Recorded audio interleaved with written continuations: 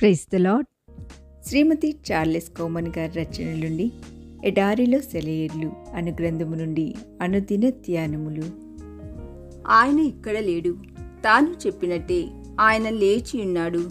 మత్తయి సువార్త 28వ అధ్యాయము 6వ వచనము. దక్షిణ కాలిఫోర్నియాలోని ప్రపంచ ప్రఖ్యాతిగాంచిన హాలీవుడ్ బౌల్లో ప్రతి సంవత్సరం ఈస్టర్ సూర్యోదయం సమయంలో ప్రత్యేక ఆరాధన జరుగుతుంది. ఆ బహిరంగ ప్రదేశంలో దాదాపు 17,500 మంది కూర్చునేందుకు ఏర్పాటు చేయబడింది. అందమైన ఆ ప్రదేశంలో ఆ ఉదయకాలం ప్రభు పునరుద్ధానాన్ని జ్ఞాపకం చేసుకునేందుకు అనేక రకాల ప్రజలు అక్కడికి చేరుకుంటారు. అలాంటి ఆరాధనకు తీవ్రమైన నిరాశ నిస్పృహలలో కొట్టుమిట్టాడుతున్న ఒక సహోదరి వచ్చింది. ఇంకా తెల్లవారకు ముందే అక్కడికి చేరుకున్న ఆ సహోదరి తాను చెప్పినట్టే ఆయన లేచి ఉన్నాడు అనే మాటలోని లోతైన భావాన్ని అనుభవపూర్వకంగా గ్రహించి ఆనంద బాష్పాలతో తిరిగి వెళ్ళింది. ఆ ఉదయకాలపు అనుభవాన్ని గురించి ఆమె ఇలా వివరించింది. హాలీవుడ్ బౌల్ను మసక చీకట్లు కమ్ముకొని ఉన్నాయి. ఆ ప్రాతకాలం అందరికంటే ముందుగా అక్కడికి చేరుకున్న నేను క్రీస్తు సజీవుడిగా తిరిగి లేచిన మొట్టమొదటి ఈస్టర్ దినాన్ని గురించి ధ్యానిస్తూ కూర్చున్నాను. సమాధి దగ్గరికి చేరుకున్న స్త్రీలు రాయి తొర్లించి ఉండడాన్ని చూసి ఎలాంటి అనుభూతికి గురై ఉంటారోనని నేను ఆలోచిస్తున్నాను.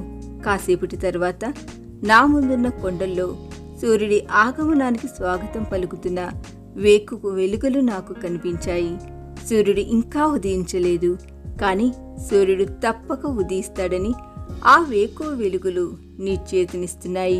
ఉన్నట్టుండి నా ముందున్న వేదిక మీది చీకటిని తరుము కొడుతూ ప్రకాశమానమైన శిలువ నాకు కనిపించింది. అంతలో క్రీస్తు లేచే హల్లెలూయా అనే పాట వినిపించింది. ఆ శిలువ వెలుగులో చిన్నపిల్లలు శ్రావ్యంగా పాడుతున్న ఆ పాట నా మూగ మనసును మేల్కొల్పి ఆనంద పారవస్యంతో నింపింది. నా హృదయం సజీవుడిగా తిరిగి లేచిన క్రీస్తుని గురించిన స్తుతి ఆరాధనలతో నిండిపోయింది. సమాధి వద్దకు వెళ్లిన స్త్రీల ఆనందానుభూతిని నా జీవితంలో మొట్టమొదటిసారిగా నేను అనుభవించాను. నా మనసు పరలోక పులకరింతతో నాట్యమాడింది. చూస్తుండగానే వేలాది గొంతుకలు ఒక్కసారిగా శ్రీ రక్షకుని నామం కీర్తించి కొలుడి అని పాడడం ప్రారంభించాయి. మొట్టమొదటి ఈస్టర్ ప్రాతః సమయంలో సమాధి వద్దకు చేరుకున్న స్త్రీలు ఎందుకు సంభ్రమాశ్చర్యాలకు గురై నిశ్చేష్టులయ్యారో ఆ సమయంలో నేను గ్రహించగలిగాను. మరణంపై ఆయనకున్న శక్తి ఆ సమయంలో వాళ్లకు ప్రదర్శించబడింది. సజీవుడిగా తిరిగి లేచిన ప్రభు శక్తి ఏంటో ఇప్పుడు నేను తెలుసుకున్నాను. ఇప్పుడు ఆయన నాకు మునుపటి కంటే అత్యంత ప్రియమైన వాడయ్యాడు. నా హృదయాంతరంగాల్లోంచి ఒక్కసారిగా ఆయనపై ప్రేమ కట్టలు తెంచుకుని వచ్చింది. నా ప్రభు సజీవుడు, నా ప్రియుడు, శక్తిమంతుడు. ఇక నాకెందుకు దిగులు, ఇక నాకెందుకు నిరాశ? నా మనసు పక్షిరాజులా ఆకాశ విశాలంలో హాయిగా విహరించసాగింది. ఈస్టర్ అరుణ కిరణాలు నన్ను పులకరింపచేశాయి. నాలోని కారు చీకట్లు పూర్తిగా తొలగిపోయాయి. నా నిరాశలో నాకు నిరీక్షణ.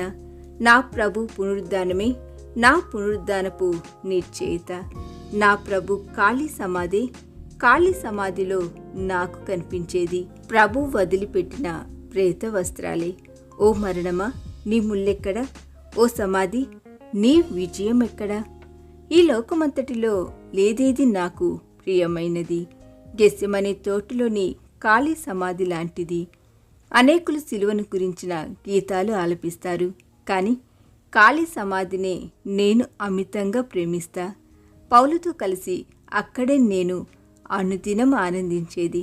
శ్రమలు చుట్టుముట్టినప్పుడు, వేదనలు ముంచెత్తినప్పుడు, బాధలు ఒత్తిడి చేసినప్పుడు, ఒంటరితనం వేధించినప్పుడు ప్రభు ఖాళీ సమాధి చెంతే నేను విశ్రాంతి తీసుకునేది.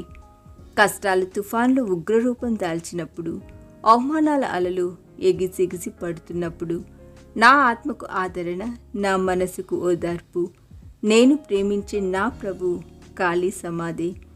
అపహాస్యాల మధ్య గుండె బద్దలవుతున్నప్పుడు, విమర్శల పరంపరలు నన్ను కృంగతీస్తున్నప్పుడు, జీవన పోరాటంలో నేను అలసిపోతున్నప్పుడు సహాయం కోసం నేను ప్రభు వైపుకు చూస్తా.